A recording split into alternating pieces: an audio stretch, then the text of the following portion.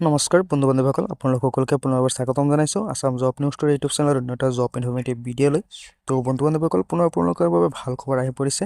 অসম স্বাস্থ্য বিভাগৰ ফালৰ পৰা নতুনকৈ আপোনাৰ ভেকেঞ্চিৰ নটিফিকেশ্যন প্ৰকাশ কৰা হৈছে, য'ত আপোনালোকৰ কাৰণে 3130টা পদৰ ভেকেঞ্চি আছে। গ্ৰেড 3 গ্ৰেড 4 পদৰ ভেকেঞ্চিৰ নটিফিকেশ্যন প্ৰকাশ কৰা হৈছে, য'ত আপোনালোকৰ কাৰণে গ্ৰেড 3 টেকনিকেল আৰু গ্ৰেড 3 নন টেকনিকেলৰ লগতে গ্ৰেড 4 পদৰ ভেকেঞ্চি আছে। তো ভেকেঞ্চিসমূহৰ সুবিধাখিনি আপোনালোকক এইটো ভিডিঅ'ৰ যোগেদি জনাই দিম। যদি আপোনালোকৰ অৰ্হতা মিলে আপোনালোকে ভেকেঞ্চিসমূহত এপ্লাই কৰি ল'ব পাৰিব।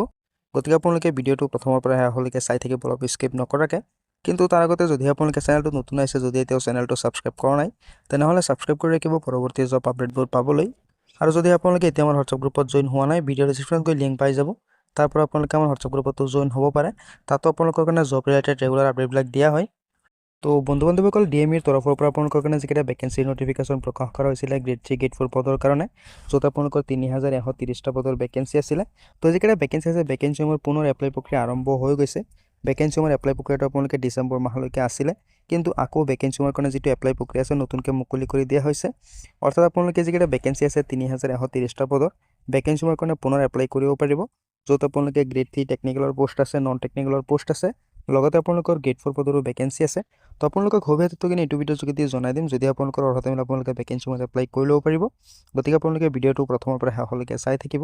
তো যিকেইটা ভেকেঞ্চি নটিফিকেশ্যন প্ৰকাশ কৰা হৈছিলে ডাইৰেক্টৰ অফ মেডিকেল এডুকেশ্যনৰ তৰফৰ পৰা, অৰ্থাৎ অসমৰ স্বাস্থ্য বিভাগৰ ফালৰ পৰা যিকেইটা ভেকেঞ্চি নটিফিকেশ্যন প্ৰকাশ কৰিছিলে, য'ত আপোনালোকৰ কাৰণে 3130টা পদৰ ভেকেঞ্চি আছিলে।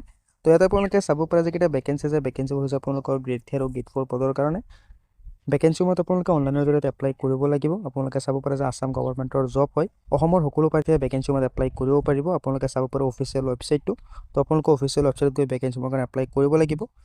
তো যিকেইটা ভেকেঞ্চি আছে, ভেকেঞ্চিসমূহৰ এপ্লাই প্ৰক্ৰিয়া ইতিমধ্যে আৰম্ভ হৈ গৈছে 5 জানুৱাৰীৰ পৰা।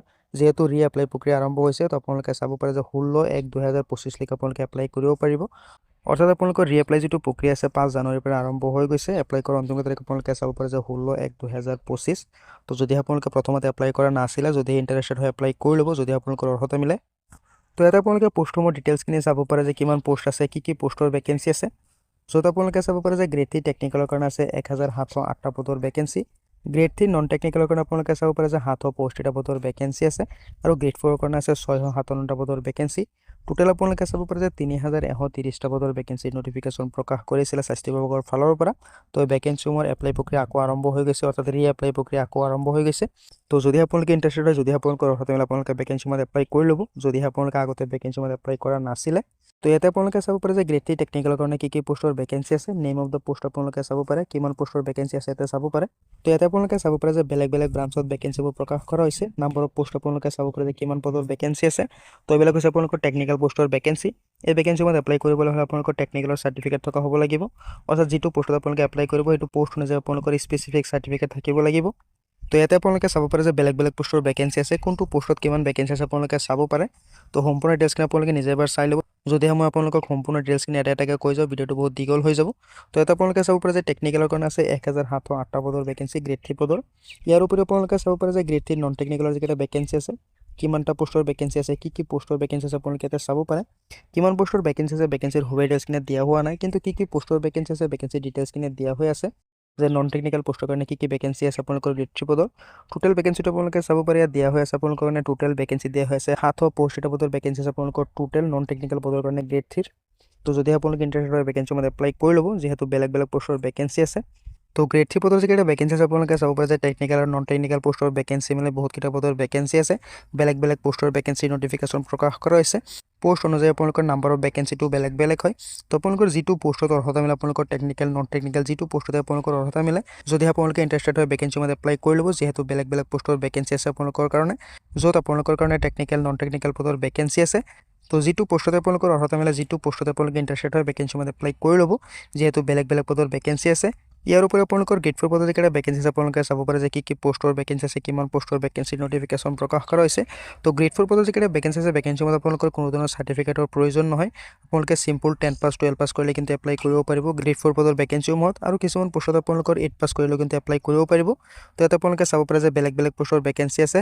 এনিমেল এটেণ্ডেণ্ট কুক ডুবি ৱাছমেন পদৰ ভেকেঞ্চি আছে লেবৰেটৰী এটেণ্ডেণ্ট পিঅন তেনেধৰণে বেলেগ বেলেগ পোষ্টৰ ভেকেঞ্চি নটিফিকেশ্যন প্ৰকাশ কৰা হৈছে গ্ৰেড 4 পদৰ কাৰণে আপোনালোকে চাব পাৰে যে 657টা পদৰ ভেকেঞ্চি নটিফিকেশ্যন প্ৰকাশ কৰা হৈছে টোটেল তো আপোনালোকৰ যিটো পোষ্টতে অৰ্হতা মিলে গ্ৰেড 4 পদৰ আপোনালোকে পোষ্টৰ মতে এপ্লাই কৰি ল'ব যদি আপোনালোকে এপ্লাই কৰা নাছিলে আৰু যদি আপোনালোকে ভেকেঞ্চি মত আগতে এপ্লাই কৰিছে কিন্তু এতিয়া আপোনালোকে পোষ্টসমূহ চেঞ্জ কৰিব বিচাৰিছে সেইটো কিন্তু আপোনালোকে এতিয়া কৰিব পাৰিব যেহেতু ৰিএপ্লাই প্ৰক্ৰিয়া আৰম্ভ হৈ গৈছে তো যদি আপোনালোকে ইণ্টাৰেষ্টেড হয় যদি আপোনালোকৰ অৰ্হতা মিলে আপোনালোকে ভেকেঞ্চি মত এপ্লাই কৰিব পাৰিব যদি ভেকেঞ্চিসমূহক লৈ আপোনালোকৰ কিবা কনফিউজন থাকে তেনেহ'লে আপোনালোকে এইকেইটা নম্বৰত আপোনালোকে যোগাযোগ কৰিব পাৰে আৰু যিকেইটা ভেকেঞ্চি আছে ভেকেঞ্চিসমূহত এপ্লাই কৰিবলৈ হ'লে আপোনালোকৰ এমপ্লয়মেণ্ট এক্সচেঞ্জ কাৰ্ডটো বাধ্যতামূলক হয় তো আপোনালোকৰ এমপ্লয়মেণ্ট এক্সচেঞ্জ কাৰ্ডটো লাগিবই ভেকেঞ্চিসমূহত এপ্লাই কৰিবৰ বাবে তো যদি আপোনালোকৰ এমপ্লয়মেণ্ট এক্সচেঞ্জ কাৰ্ডখন আছে তেনেহ'লে খুবেই ভাল কথা হয় কিন্তু যদি আপোনালোকৰ এমপ্লয়মেণ্ট এক্সচেঞ্জ কাৰ্ডখন নাই তেনেহ'লে মোক কণ্টেক্ট কৰিব পাৰে মই আপোনালোকক এমপ্লয়মেণ্ট এক্সচেঞ্জ কাৰ্ডখন বনাই দিয়াত সহায় কৰি দিম তো যিকেইটা ভেকেঞ্চি আছে ভেকেঞ্চিসমূহৰ এজ লিমিট আপোনালোকে চাব পাৰে যে 18 বছৰ বয়সৰ পৰা 40 বছৰ বয়সৰ সকলো প্ৰাৰ্থী এপ্লাই কৰিব পাৰিব ইয়াৰ লগতে আপোনালোকে চিলেকশ্যনত চাব পাৰে